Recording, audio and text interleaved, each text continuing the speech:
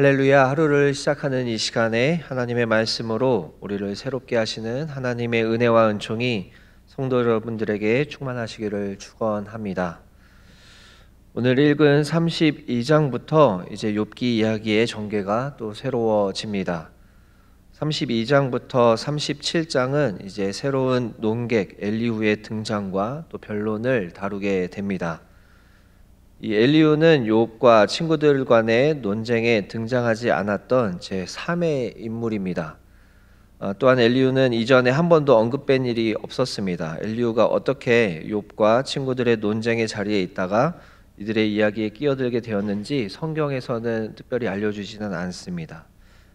엘리후의 변론은 이전에 욥의 친구들의 변론과 비교할 때 확연하게 다른 점은 발견하기가 어렵습니다.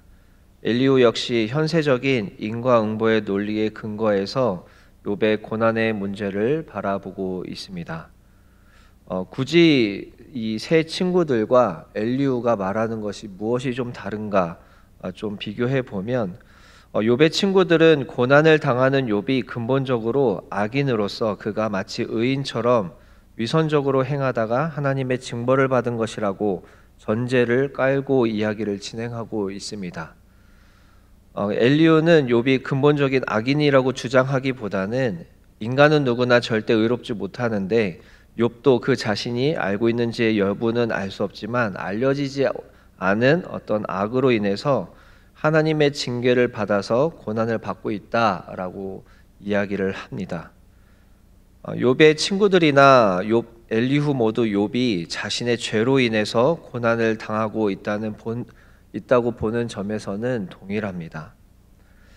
욥의 세 친구는 욥을 하나님의 뜻에서 멀리 떠난 위선적인 악인으로 보는 반면에 엘리후는 일단 욥을 하나님을 섬기는 자의 범주에 포함시키고 있지만 욥이 어떤 악을 행해서 하나님의 징계를 받고 있다고 보고 있습니다. 엘리후는 그래서 욥의 친구들에 비해서 욥이 자기 악을 회개하고 돌이킬 경우에 하나님께서 욥을 회복시키실 것이다 라고 이야기하고 있습니다. 또 욥의 세 친구들은 욥이 악하다는 것을 증명하려고 집중하고 있다면 엘리후는 욥을 징계하심으로 고난을 주신 하나님의 주권과 공의를 변호하려고 이야기하는 데 집중되어 있습니다. 오늘 본문을 나누어 보면 크게 두 부분으로 볼 수 있습니다. 첫 번째 부분은 1절부터 10절까지 엘리후의 등장을 말합니다. 엘리후는 아무런 언급 없이 갑자기 등장합니다. 엘리후의 말을 잘 살펴보면 그가 갑자기 등장한 이유가 있습니다. 엘리후는 욥과 세 친구들이 처음 논쟁할 때부터 그 자리에 있었는데 욥의 친구들에 비해서 좀 엘리후가 나이가 어린 것 같습니다. 그래서 일단 욥과 세 친구들의 논쟁에 개입하지 않았습니다. 엘리후는 나이가 있는 사람들에게 지혜가 있다라고 보는 당시의 전통을 존중했기 때문입니다. 그러나 욥과 세 친구들이 욥의 고난에 대해서 이제 4장에서부터 27장까지 긴 이야기를 함에도 불구하고 이 논쟁이 아무런 결론이 맺어지지 못하고 욥은 욥대로 새 친구들은 새 친구대로 자기 주장만 되풀이하고 있던 것을 보다가 참지 못해서 논쟁에 참여하게 됩니다. 엘리후는 욥의 새 친구들이 욥과의 논쟁에서 욥을 굴복시키는 데 실패함으로 인해서 논쟁이 이렇게 끝나면 하나님께서 불공평한 분으로 남게 되기 때문이라는 이유로 이제 엘리후가 나서서 이야기를 시작합니다. 엘리후에게 하나님은 절대적으로 의로운 분이시다라고 하는 그 내용을 절대로 양보할 수 없는 진리였습니다. 그래서 엘리후는 하나님을 변호해야 한다는 사명감으로 이들 사이의 논쟁에 개입해서 이야기하기 시작합니다.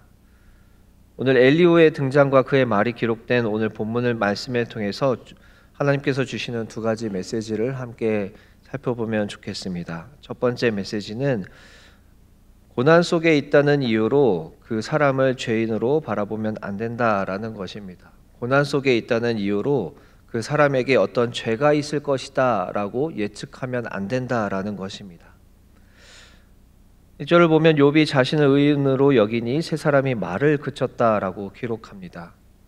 세 친구들은 계속해서 욥에게 죄가 있다고 생각하고 그 죄를 추궁하는 말을 지금까지 길게 해왔습니다. 그러나 31장에서 보는 욥의 고백은 그에게서 어떤 죄도 찾을 수 없다라는 것을 생각하게 됩니다. 바로 어제 본문입니다.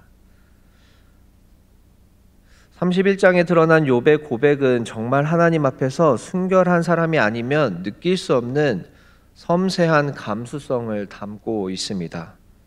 죄에 대해서 정말로 민감함이 없는 사람은 도저히 느낄 수 없는 내용들까지 욥은 그 신경 쓰면서 살아왔다라고 하는 것을 어제 고백을 통해서 알 수가 있습니다. 하지만 욥의 친구들은 인과응보의 생각을 가지고 있어서 욥의 고난은 무조건 욥이 죄가 있는 것이다 라고 판단하고 있었습니다.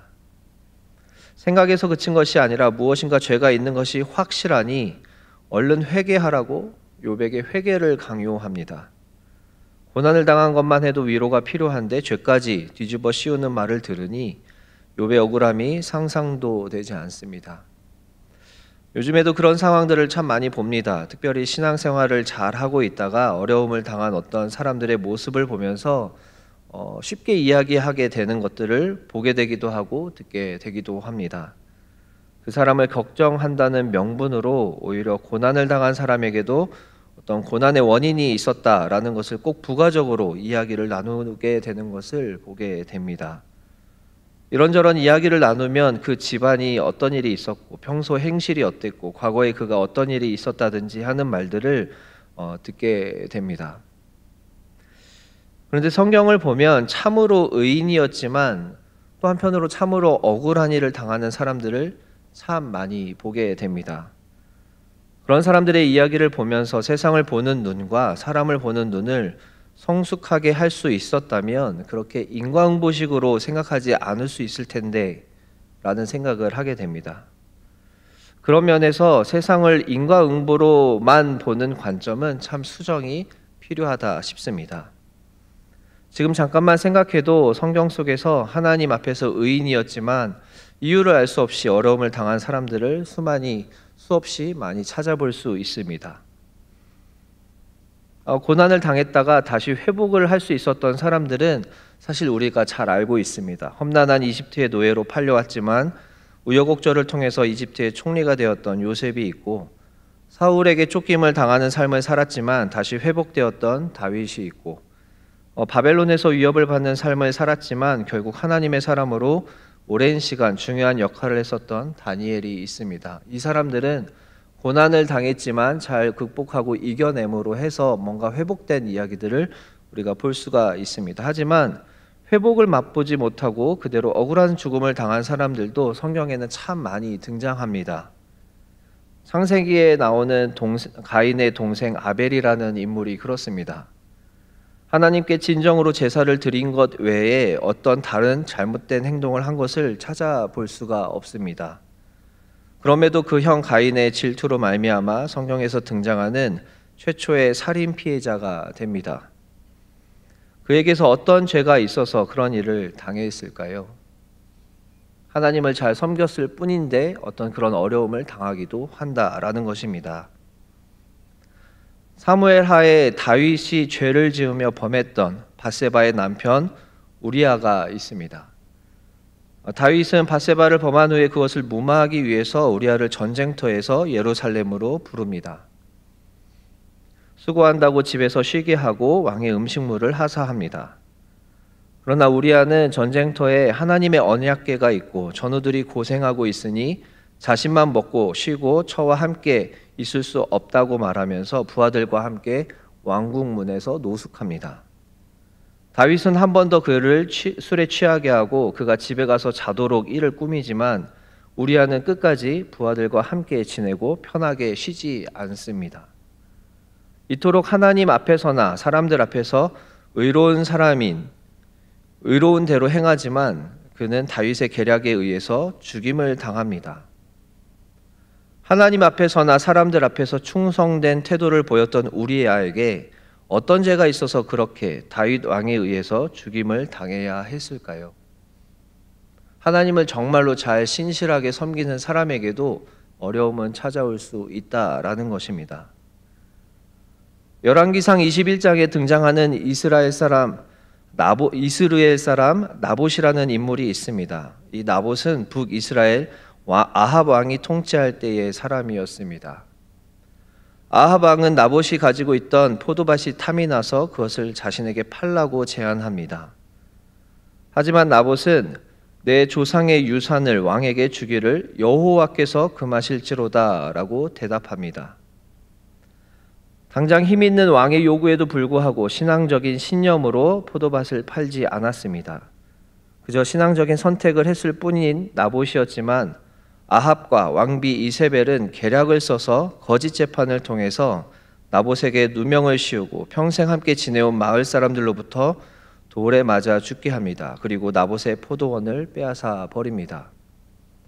나봇은 하나님의 말씀을 저버린 북왕국에서 살던 사람들 중에서 하나님에 대한 신앙을 지키기 위해 애썼던 몇 안 되는 사람들 중에 한 사람이었습니다. 그렇지만 오히려 악한 왕으로 인해서 죽임을 당합니다. 나봇에게 어떤 죄가 있어서 그런 죽음을 맞이하게 되었을까요? 성경만 잘 살펴보아도 하나님 앞에서 의인의 삶을 살아도 그런 허무한 죽음도 있을 수 있다라고 하는 것을 발견하게 됩니다. 그들에게 어떤 죄가도 찾을 수 없지만 그렇게 고난을 당할 수 있다라는 것을 알게 됩니다. 물론 하나님께서 이들의 삶을 다 달아보시기 때문에 하나님 앞에서 그것을 다 달아주시고 하나님께서 그것에 대해서 삶을 평가해 주실 것입니다.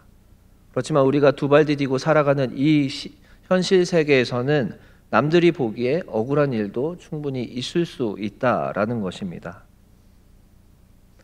성경 속에서만이 아니라 오늘을 살아가는 성도들의 삶도 마찬가지입니다. 하나님 앞에서 신실하게 살아감에도 불구하고 쉽지 않은 상황을 맞이하여 기도로 인내로 살아드리고 있는 의인들이 참으로 많이 있습니다. 그리고 요즘에는 쉽게 다른 사람들의 상황에 대해서 평가하거나 정죄하지는 사실 않습니다. 오히려 자신 스스로 하나님 앞에서 하나님을 오해하는 경우가 더 많은 것을 보게 됩니다. 우리 삶에서 예상치 못하는 바람과 파도를 만날 때가 있습니다. 그것이 우리 자신의 죄의 문제이거나 혹은 어떤 사람의 죄의 문제 때문에 일어난 일이 아닐 수 있다라고 하는 것을 바라보아야 합니다. 오늘 하루의 삶을 살아가시면서 여러분 주변에 위로가 필요한 분들을 위로해 주실 수 있는 삶을 살아드리시기를 축원합니다. 혹 여러분 중에 인내로 견디고 계신 분들이 계시다면 그 어려운 상황이 여러분의 탓이 아닌 것을 하나님께서 알고 계시니 그 시간을 하나님을 바라보며 하나님께서 신원해 주실 것을 기도하는 하루가 되시기를 축원합니다. 두 번째, 오늘 본문을 통해서 주신 하나님의 메시지는 지혜는 잘 들음에서 나온다라는 것입니다. 지혜는 잘 듣는 것에서 비롯됩니다. 오늘 2절을 보면 엘리후가 등장합니다. 엘리후는 욥과 세 친구들의 변론을 들으면서 중간에 끼어들지 않고 잘 듣고 있었던 사람이었습니다. 그는 이전에도 말을 하고 싶었지만 자신보다 연로한 사람들이 지혜가 있을 것이라고 생각하고 함부로 끼어들지 않았습니다. 그런데 2절에서 엘리후가 욥에게 분노한 이유는 욥이 하나님보다 자기가 의롭다고 여기기 때문이라고 말합니다. 이 구절을 통해서 엘리후도 욥의 친구들과 마찬가지로 욥의 말을 곡해하고 있음을 알 수 있습니다. 욥은 자신을 하나님보다 더 의롭다고 말한 사실은 없습니다. 엘리후가 욥의 말을 자기 스스로 해석해서 욥이 하나님보다 자신을 의롭게 여긴다라고 엘리후 혼자 생각한 것입니다. 욥이 자신의 무죄를 주장하기 위해서 자신의 의를 주장하는 면이 없지 않고 또 왜 이유 없이 고난을 주시는가 하고 하나님께 항변하기도 하지만 욥은 단 한 번도 자신이 하나님보다 의롭다고 말한 적은 없습니다. 오히려 하나님 앞에서 의인은 없다라고 이야기하는 게 욥의 고백이었습니다. 게다가 욥기 9장 2절과 같은 부분을 보면 욥은 하나님 앞에서 아무도 의로울 수 없다고 분명하게 선언합니다. 이것을 보면 엘리후는 욥의 말을 잘못 들은 것이다라는 것이 밝혀집니다. 엘리후가 욥에게 화를 낼 수밖에 없고 그의 변론의 내용도 결국 틀린 주장이 됩니다. 이러한 엘리후의 말을 통해서 알게 되는 것은 말하는 것 이상으로 다른 사람들의 말을 잘 알아듣는 것이 얼마나 중요한 것인지 깨닫게 됩니다. 우리가 잘 알고 있듯이 인간관계에서 빚어지는 많은 분쟁과 다툼과 갈등들은 말에 대한 오해에서 비롯될 때가 참 많이 있는 것을 보게 됩니다. 이런 일들에 대해서 야고보서 1장 19절에서는 이렇게 권면합니다. 내 사랑하는 형제들아 너희가 알지니 사람마다 듣기는 속히 하고 말하기는 더디하며 속내기도 더디하라. 사람들의 말을 귀담아 듣기보다는 대충 듣고 오해하고 뜻을 파악하기보다 겉으로 드러난 문자만 가지고 공격하며 화를 내며 다툼을 벌입니다. 믿음이 들음에서 나듯이 언어의 소통에 있어서 먼저는 듣는 훈련이 될 때 잘 들을 수 있게 됩니다. 사람의 말도 곡해하지 않고 들으려면 훈련이 필요한 것 같습니다. 그런데 사실 우리는 듣기보다는 말하기에 익숙합니다. 다른 사람들의 말을 들으려 하기보다 자신의 주장을 계속 주장합니다. 말에 대해서 많은 가르침이 있는 잠언에서 이렇게 우리에게 교훈합니다. 잠언 18장 13절에서는 이렇게 교훈합니다. 사연을 듣기 전에 대답하는 자는 미련하여 욕을 당하느니라. 잠언 29장 30절에서는 또 이렇게 교훈합니다. 내가 말이 조급한 사람을 보느냐 그보다 미련한 자에게 오히려 희망이 있느니라. 어떤 상황이나 맥락을 듣지 못하고 알지 못한 채로 먼저 말을 하는 사람들에 대해서 경고하고 있는 것입니다. 그리고 자신의 해석과 자신의 잘못된 섣부른 판단으로 말을 하는 것에 대해서 경계하고 있습니다. 오늘 등장하는 엘리후도 마찬가지입니다. 욥에 대해서 욥의 어떤 속마음을 잘 알지 못한 채로 자신이 해석한 욥의 이야기를 가지고 욥에게 판단하는 이야기를 하고 있습니다. 오늘 하루의 삶을 살아가시면서 주변의 목소리들을 잘 들으시면서 소통을 이루어 가시는 하루가 되시기를 축원합니다. 그리고 사람들의 소리도 들으시지만 무엇보다 하나님께서 하시는 말씀들을 잘 듣게 되시는 하루가 되시기를 축원합니다. 함께 기도하시겠습니다. 사랑이신 하나님 참으로 감사합니다. 하나님의 말씀으로 우리를 깨닫게 하시니 감사합니다. 오늘 말씀을 통하여 어떤 사람이 처한 상황에 대해서 함부로 판단하지 말 것을 알게 하여 주시니 감사합니다. 우리가 살아가는 삶 동안 이해하지 못할 고난을 당하는 어떤 사람을 보게 되기도 하고 우리 자신이 겪게 되기도 합니다.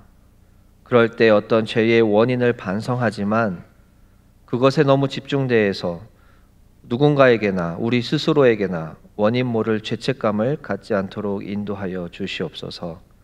또한 우리에게 듣는 마음을 주셔서 하나님의 말씀을 잘 들을 수 있는 귀를 주시고 또한 우리가 살아가면서 많은 사람들의 이야기도 잘 듣고 소통하며 화평을 이루어가는 사람들이 되게 인도하여 주시옵소서.